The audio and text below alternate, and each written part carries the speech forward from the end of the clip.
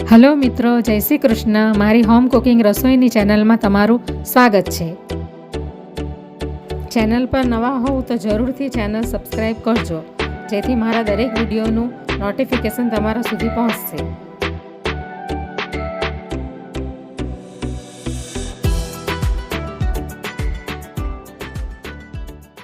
તો આજે હું સવારનો હેલ્ધી બ્રેકફાસ્ટ એટલે કે અપ્પેની રેસીપી શેર કરવાની છું. વેજીટેબલ્સવાળા અપ્પે. એના માટે મેં આ 200 ગ્રામ સૂજી લઈ લીધી છે.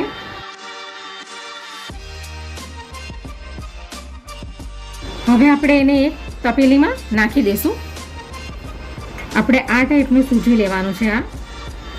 હવે આપણે એની અંદર મીડિયમ ખાટું દહીં નાખીશું, 1 વાટકી જેટલું.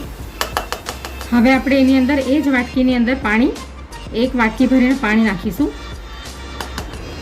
હવે આપણે મિક્સ કરી લઈશું. તો સૌથી પહેલાં આપણે સૂજીને 10 મિનિટ માટે પલાળીને રાખશું.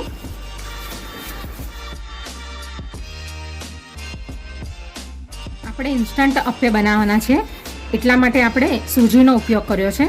અગર તમારે દાળ ચોખામાંથી બનાવવા હોય તો તમે એ પણ બનાવી શકો, પણ એની પ્રોસેસ થોડીક લાંબી હશે.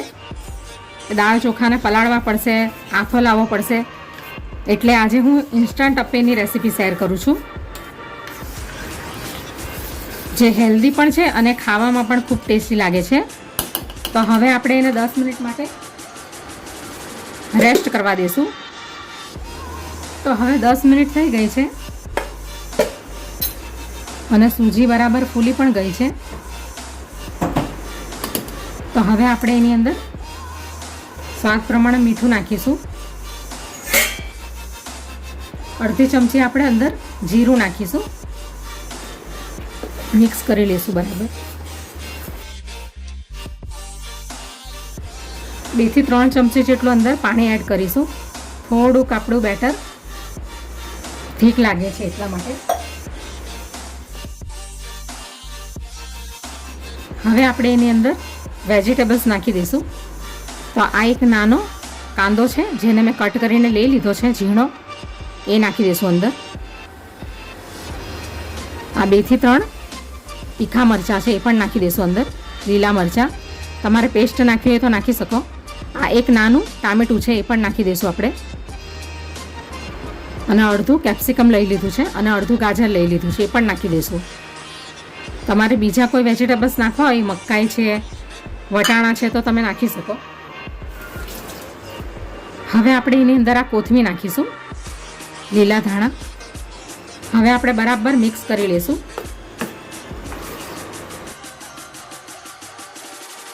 તો હવે બધું રવાની સાથે વેજીટેબલ્સ મિક્સ થઈ ગયું છે.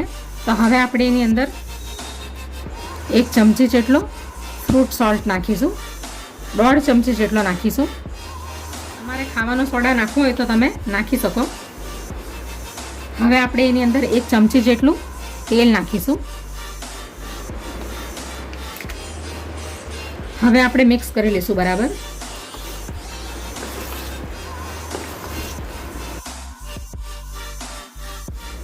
તમારે જેટલા પ્રમાણમાં બનાવવું હોય એટલા પ્રમાણમાં બેટરને સાઈડમાં લઈ લેવાનું બીજા વાસણમાં, અને પછી ઈનો નાખવાનો. આ હું 2 ડીશ મૂકીશ એટલા માટે થઈને મેં સામટો ઈનો અંદર નાખી દીધો છે. આપણે થોડી વારે બનાવવાના હોઈએ તો આપણે 1 સામટો ઈનો અંદર નહીં નાખવાનો, થોડું બેટર લઈને નાખવાનો. તો હવે ગેસ ઉપર અપ્પેનું પેન મેં મૂકી દીધું છે નોનસ્ટિક. તો હવે આપણે એની અંદર ઓઇલ નાખીશું.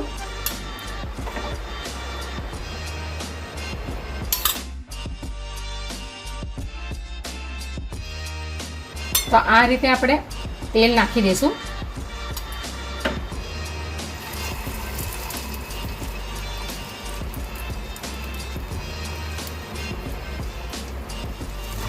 તો આ રીતે આપણે બેટરને પેનમાં નાખી દઈશું, અપ્પેની પેનમાં.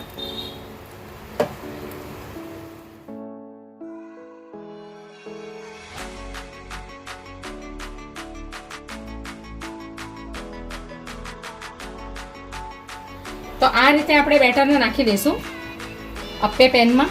તો હવે આપણે આ ઢાંકણા વડે એને ઢાંકી દઈશું 4 થી 5 મિનિટ માટે સ્લો ફ્લેમ પર. અને આપણે વચ્ચેના જે અપ્પે હશે એ જલ્દી તૈયાર થઈ જશે. તો આપણે આવી રીતે આપણે સાઈડ પરથી પણ આપણે એને શેકતા જશું. હવે આપણે ઢાંકણાને કાઢી લેશું. હવે આપણે એની ઉપર ઓઇલ લગાવી દઈશું આવી રીતે, એટલે બંને સાઈડે બરાબર ઓઇલી થઈ જાય.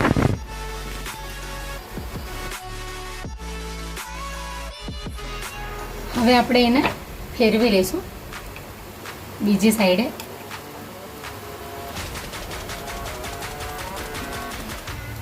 તમે જોઈ શકો છો કે એકદમ આસાનીથી નીકળી ગયા છે. આ જ રીતે આપણે બધા અપ્પેને પલટાવી દઈશું.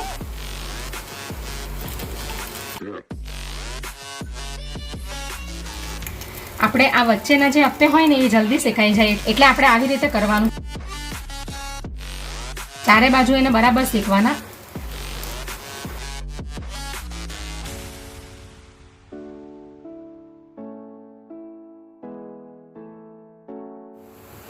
હવે આપણે બીજી સાઈડેથી પણ બરાબર એને કૂક થવા દઈશું. 3 મિનિટ સુધી આપણે એને કૂક થવા દઈશું બીજી સાઈડેથી. તો હવે આપણે બીજી સાઈડેથી પણ ચેક કરી લઈશું. તો બીજી સાઈડેથી પણ બરાબર શેકાઈ ગયા છે. તો બંને સાઈડેથી બરાબર શેકાઈ ગયા છે. હવે આપણે એને ડીશમાં કાઢી લઈશું. હવે આપણે બધા અપ્પેને ડીશમાં કાઢી લઈશું.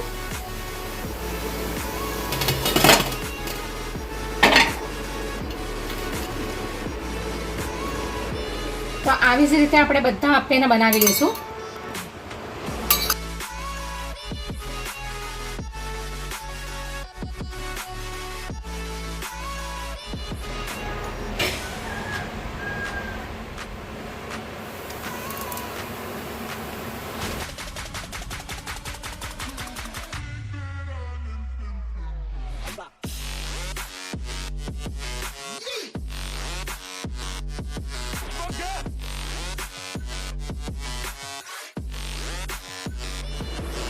તો વેજીટેબલ્સ અપ્પે તૈયાર છે.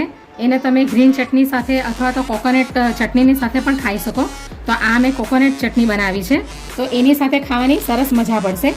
તો તૈયાર છે સૂજીના બનેલા વેજીટેબલ્સ ઇન્સ્ટન્ટ અપ્પે. તો તમે એને જરૂરથી બનાવજો.